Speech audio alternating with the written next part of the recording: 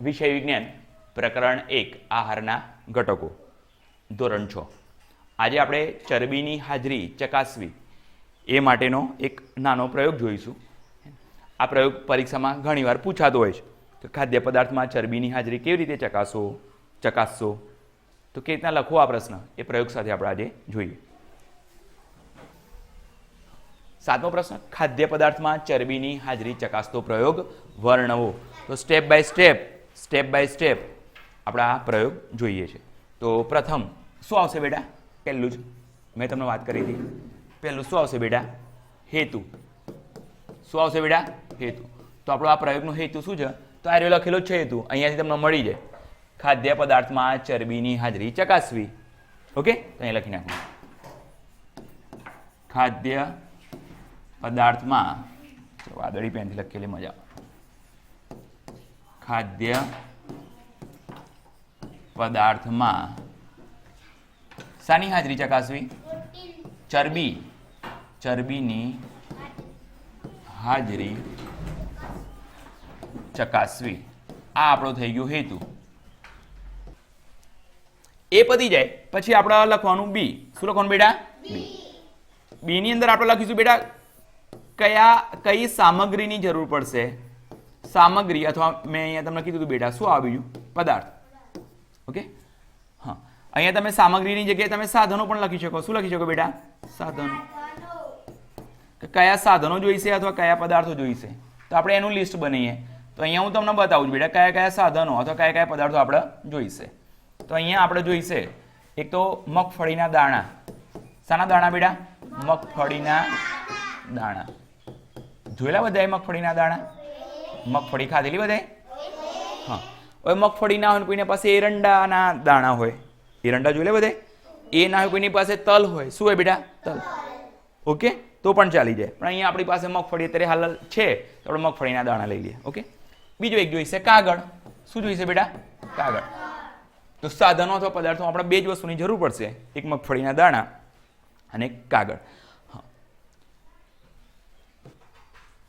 હવે આપણે જોઈએ સી. મેં તમને વાત કરી હતી સીમાં શું આવે બેટા? રીત. પ્રયોગ કઈ રીતના કરીશું આપણે એની રીત. ઓકે, અથવા પદ્ધતિ પણ તમે કહી શકો. રીત અથવા બીજું શું નામ છે ભાઈ? પદ્ધતિ. આપણો પ્રયોગ કઈ રીતના કરવાનો એને શું કહેવાય? પદ્ધતિ કહેવાય અથવા રીત કહેવાય. ચલો ક્લિયર? ઓકે, ઓકે, સ્ટાર્ટ થઈ ગયું આપણે બેટા. હવે જો કઈ કઈ વસ્તુ જોઈશે તો મારી પાસે કાગળ છે સફેદ. ઓકે, તમારે ચેક કરી લેવાનું કે આ કાગળ પલળેલો હોવો જોઈએ નહીં. આપણે ચરબીની હાજરી ચકાસીએ છીએ. શાની? ચરબીની હાજરી. તો અહીંયા ખાદ્ય પદાર્થ તરીકે હું લીધા મગફળીના ગોળા. શું લીધું બેટા? મગફળીના ગોળા. ઓકે, આપણે જ્યારે કાર્બોદિતની હાજરી ચકાસી ને ત્યારે બટાટું લીધું હતું. ઓકે, પછી પ્રોટીનની હાજરી ચકાસવા માટે ખાદ્ય પદાર્થ તરીકે દૂધ લીધું હતું. એમાં અહીંયા શું લઉં છું બેટા? ગોળા. ઓકે બેટા, મોબાઈલ હલ નહીં, ખાલી સ્થિર રાખજો. તો શું કરવાનું પ્રયોગમાં? તો એક સફેદ કાગળ લીધો. ઓકે, ભીનો છે નહીં. એ કાગળની અંદર હું થોડા ગોળા એ આમ કરીને મૂકી દઉં છું. ઓકે બેટા, અને કાગળ પછી બંધ કરું છું. આવી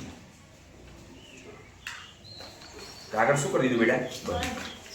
આમ કરીને વાળી દીધું. ચલો ક્લિયર? ઓકે, અમારી પાસે એક આ પથ્થર છે. ઓકે, એ પથ્થર છે, આને વાળવું કામ કરે. શું કર્યું બેટા? વાળી. સાને મળતી જોરથી નહીં મારો ને કાગળ ફાટી જશે. ઓકે, ધીમે ધીમે આમ થોડુંક હું નીચે લઈ લો આ રીતે. ઓકે બેટા, દેખાય ને ત્યાંથી થોડુંક ઊંચું કરી દો. અને આ વાટું છું ને બતાવી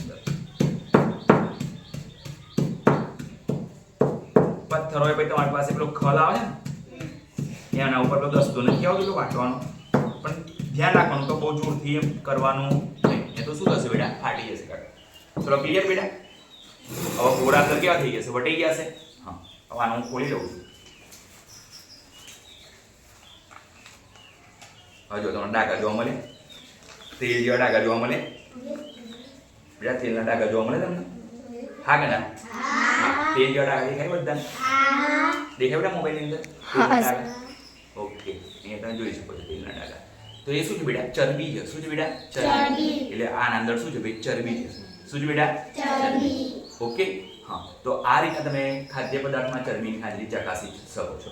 કોઈ કહેશે મારે આ રીતના પ્રયોગ નહીં કરવો, એરંડું થયું, એરંડા હોય કોઈની પાસે, તલ હોય, તો આમ કઈ સહેજ આ રીતના ખોલી નાખવાનું અને પછી આપણે ઘસી દેવાનું આપણે કાગળ પર શું કરી નાખવાનું બેટા ઘસવાનું ખાસી વાર ઘસો તો થોડા થોડા ડાઘા તમને તેલના દેખાશે ઓકે એના ઘી લો તેલ લો તમે આમ ચોપડશો એટલે શું કાગળ છે ને એ પારભાષક થઈ જશે જ્યાં જાખો અંદર આરપાર દેખાય ને એટલે ચીની કાગળ કે ને એ ટાઈપનું થઈ જશે ઓકે તો એ શું બતાવે ચરબી બતાવે શું બતાવે બેટા ચરબી તો આ દેખાય તમને બધા ડાઘા એ ચરબીના ડાઘા ચલો ક્લિયર એટલે મગફળીમાં શું હાજર છે ભાઈ ચરબી હાજર છે બંધ કરી દેવું તો સૌપ્રથમ આપણે શું લીધું એક સફેદ કાગળ તો અહીંયા લખીએ સૌપ્રથમ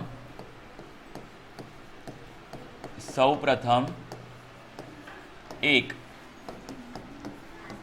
સફેદ કાગળ લો એની અંદર શું મૂક્યું ભાઈ બોલતા રહેવાનું તમારે મગફળીના દાણા તેમાં મગફળીના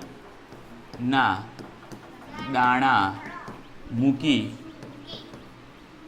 કાગળને શું કરી લેવાનું વાળી દેવાનું ને કાગળને વાળી દો પથ્થરની મદદથી કાગળ ફાટે નહીં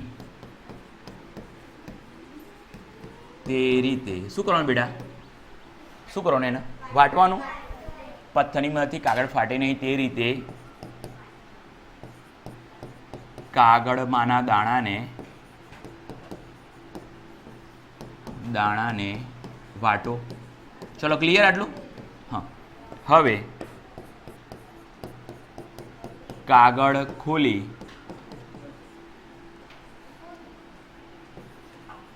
અંદરના વટાયેલા દાણા કાઢી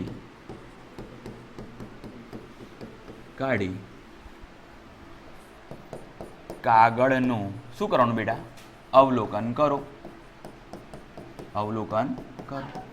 ચલો પતી ગયું બેટા તો અહીંયા જુઓ એ આવ્યું બી આવ્યું સી આવ્યું હવે શું આવશે બેટા ડી હવે શું લખીએ બેટા ડી ઓકે એ બી સી ડી ડીમાં શું લખીએ અવલોકન ડીમાં શું લખીએ બેટા તો અવલોકન શું જોવા મળ્યું કાગળ ઉપર તેલના ડાઘા જોવા મળે ઓકે અહીં લખીએ કાગળ પર તેલના ડાઘા દેખાય છે તો એના પરથી શું નિર્ણય લીધો તમે તો છેલ્લું ABCDE નિર્ણય શું લીધો બેટા આપણે તો મગફળીના ગોળાની અંદર શું હાજર છે બેટા ચરબી તો છેલ્લો આપણો નિર્ણય લખો એટલે તમારો પ્રશ્ન પૂરો થઈ ગયો હે ને નિર્ણય તો કાગળમાં પડેલા તેલના ડાઘા